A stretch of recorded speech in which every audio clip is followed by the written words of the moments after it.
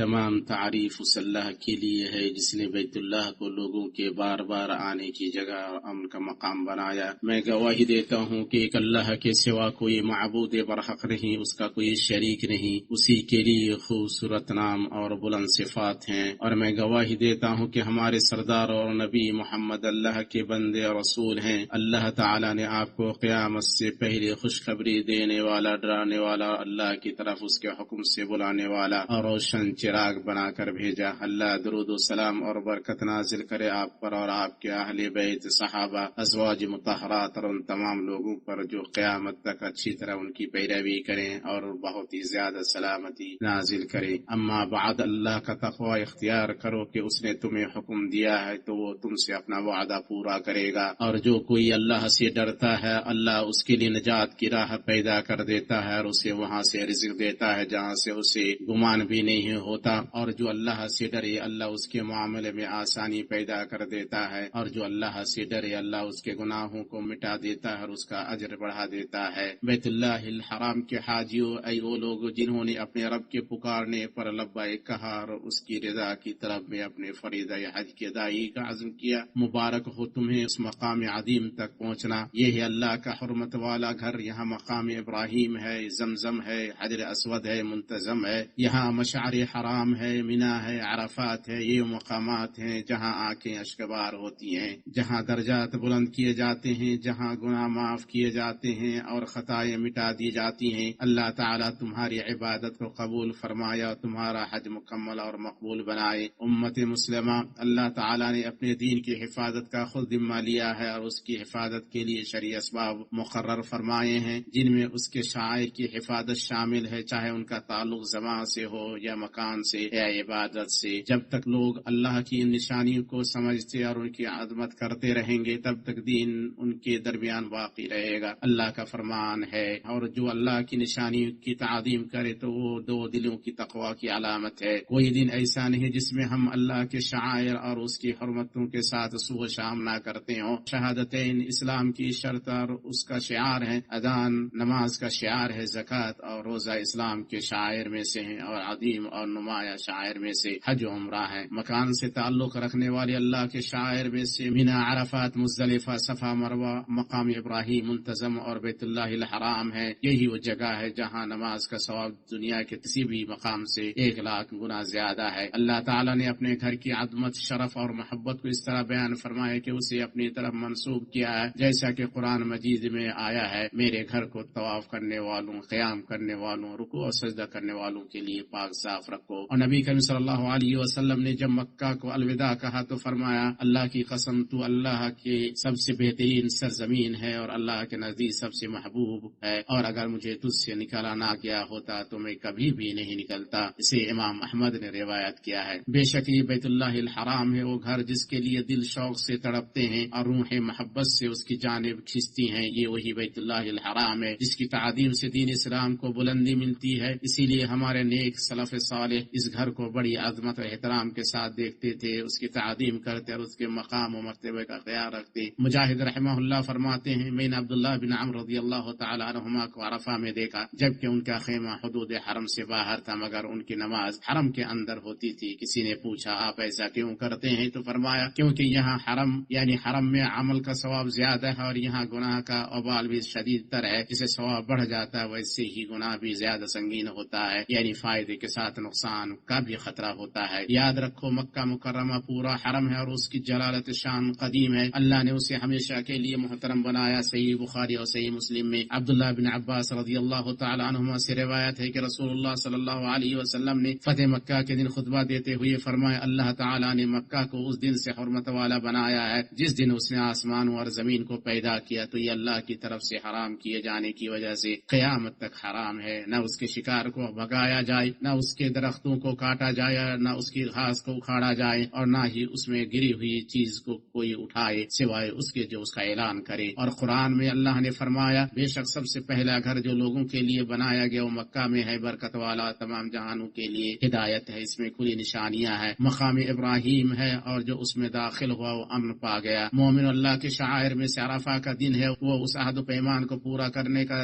دن ہے جو اللہ تعالیٰ نے بنی آدم سے لیا ہے۔ مسند امام احمد میں ہے ہے کہ نبی صلی اللہ علیہ وسلم نے فرمایا اللہ نے آدم کی پشت سے مقام نعمان یعنی عرفہ میں عہد لیا اور ان کی پشت سے تمام ذریتوں کو نکال کر چیونٹی کی مانند اپنے سامنے بکھیر دیا، پھر ان سے روبرو ہو کر ہم کلام ہوا، کیا میں تمہارا رب نہیں ہوں؟ انہوں نے جواب دیا کیوں نہیں، ہم گواہی دیتے ہیں قیامت کے دن تم پھر یہ نہ کہنا کہ ہم اس سے باخبر تھے۔ عرفہ کے دن ہمارا رب عز و جل دنیاوی آسمان کی طرف اپنے جلال، کبریائی اور عظمت کے شائن نشان نزول فرماتا ہے اور اہل عرفہ کو لے کر اپنے فرشتوں پر فخر کرتا ہے۔ سال میں اللہ تعالی عرفہ کے دن سب سے زیادہ لوگوں کو جہنم سے آزاد کرتا ہے، خواہ مقام عرفہ میں ٹھہرنے والے ہوں یا اس میں ٹھہرنے والے نہ ہوں۔ اگر وہ حج کرنے والے ہیں تو وقوف عرفہ سے سرفراز ہوں گے، جو حج کا عظیم ترین رکن ہے۔ جو ان میں سے نہیں ہے تو اس عظیم دن کا روزہ رکھیں گے جو 2 سال کے گناہوں کا کفارہ ہے، جیسا کہ صحیح مسلم میں ہے کہ نبی صلی اللہ علیہ وسلم نے فرمایا عرفہ کے دن کا روزہ میں اللہ سے امید کرتا ہوں کہ وہ پچھلے اور اگلے سال کے گناہوں کا کفارہ ہے۔ ایمانی بھائی، فضیلت والے دنوں کی تعظیم اللہ کے شعائر کی تعظیم میں سے ہے۔ ہم ان دنوں سال کے آخری دنوں میں جی رہے ہیں جن کی قسم اللہ نے کھائی ہے اور انہیں دوسرے دنوں پر فضیلت دی ہے، چنانچہ فرمایا قسم ہے فجر کی، قسم ہے 10 راتوں کی، قسم ہے جفت اور طاق کی۔ ذوالحجہ کے پہلے دنوں میں عبادات جمع ہو جاتی ہیں جو دوسرے دنوں میں جمع نہیں ہوتی۔ صحیح بخاری میں ہے کہ نبی صلی اللہ علیہ وسلم نے فرمایا کسی دن کا عمل ان دنوں کے عمل سے افضل نہیں۔ لوگوں نے پوچھا جہاد بھی نہیں؟ آپ صلی اللہ علیہ وسلم نے جواب دیا ہاں، جہاد بھی نہیں سوائے اس آدمی کے جو اپنی جان اور مال کو جوخم میں ڈالتے ہوئے نکلے اور کچھ بھی لے کر واپس نہ آئے۔ آپ صلی اللہ علیہ وسلم نے ان دنوں میں ہر نیک عمل پر ابھارا ہے، جیسے نماز، روزہ، صدقہ، تلاوت قرآن، والدین سے حسن سلوک، صلہ رحمی، پریشانیاں دور کرنا، ضرورتیں پوری کرنا اور باقی تمام طاعت کے کام۔ ان دنوں سب سے عظیم کاموں میں سے بیت اللہ الحرام کا حج ہے۔ صحیحین میں ہے کہ رسول اللہ صلی اللہ علیہ وسلم نے فرمایا ایک عمرہ دوسرے عمرے کے درمیان گناہوں کا کفارہ ہے اور حج مبرور کا بدلہ سوائے جنت کے کچھ نہیں۔ اور حج تبھی مقبول و مبرور ہوگا جب حج کرنے والا اللہ کے لیے مخلص اور اس کے رسول صلی اللہ علیہ وسلم کا متبع فرما بردار ہوگا۔ ان بابر کے دنوں کی فضیلتوں میں سے یہ ہے کہ ان میں یوم النحر ہے اور یہ دنیا کے بہترین دنوں میں سے ہے، اللہ کے نزدیک سب سے محبوب اور سب سے عظیم حرمت والے دنوں میں سے ہے۔ اس میں قربانی کی عبادت ہے اور قربانی سنت مؤکدہ ہے۔ جو قربانی کرنے کی استطاعت رکھتا ہو اس کا قربانی نہ کرنا مناسب نہیں، اور جو قربانی کرنے کا ارادہ رکھے اسے چاہیے کہ جب 10 ذی الحجہ آ جائے تو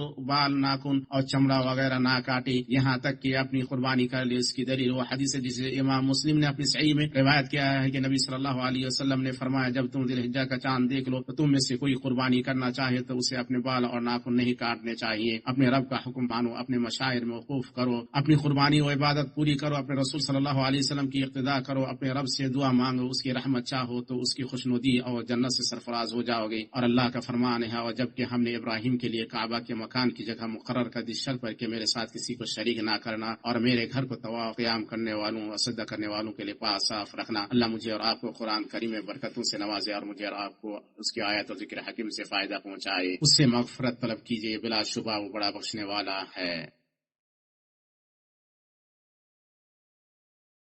ہر قسم کی تعریف اللہ کے لیے ہے، اس کے احسان پر، اس کا شکر ہے، اس کی توفیق و نوازش پر، اور میں گواہی دیتا ہوں کہ ایک اللہ کے سوا کوئی معبود برحق نہیں، اس کا کوئی شریک نہیں، اور میں گواہی دیتا ہوں کہ ہمارے سردار اور نبی محمد اللہ کے بندے اور اس کے رسول ہیں۔ درود و سلام اور برکت نازل ہو آپ پر، آپ کے آل و اصحاب پر اور بیویوں پر، اور بہت زیادہ سلامتی ہو۔ اما بعد، اے مومنو، اللہ تعالیٰ نے کائنات کو پیدا کیا اور اسے بغیر مثال ثابت کے وجود بخشا اور اسے ٹھوس نظام پر بنایا اور خوب مضبوط کیا۔ اللہ کا فرمان ہے کہ اور ان کے لیے ایک نشانی رات ہے جس سے ہم دن کو کھینچ دیتے ہیں تو وہ ایک اندھیرے میں رہ جاتے ہیں، اور سورج کے لیے جو مقررہ راہ ہے وہ اسی پر چلتا رہتا ہے، یہ غالب علم والے اللہ کا مقرر کردہ ہے۔ اور چاند کی ہم نے منزلیں مقرر کر رکھی ہیں یہاں تک کہ وہ لوٹ کر پرانی ٹہنی کی طرح ہو جاتا ہے۔ نہ آفتاب کی مجال ہے کہ چاند کو پکڑے اور نہ رات دن پر آگے بڑھ جانے والی ہے، اور سب کے سب آسمان میں تیرتے پھرتے ہیں۔ اللہ تعالیٰ نے جس طرح کائنات کا مضبوط نظام بنایا اسی طرح اس نے مسلمانوں کے لیے محکم منہج مقرر فرمایا جس کی پابندی وہ اپنی عبادتوں،